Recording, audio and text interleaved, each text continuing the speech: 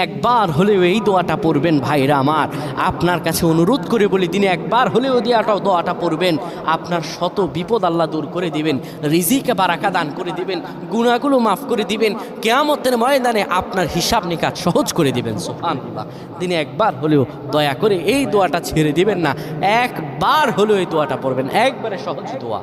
আপনি বিপদে আছেন, আপনার কোনো অভাব অনটন লেগেই থাকে, আপনার সুখের দিন আসে না, এত বিপদ কিভাবে বাঁচবেন, কেমন করে থাকবেন, কেমন করে সুখ পাবেন, হতাশ হয়ে পড়ে যান।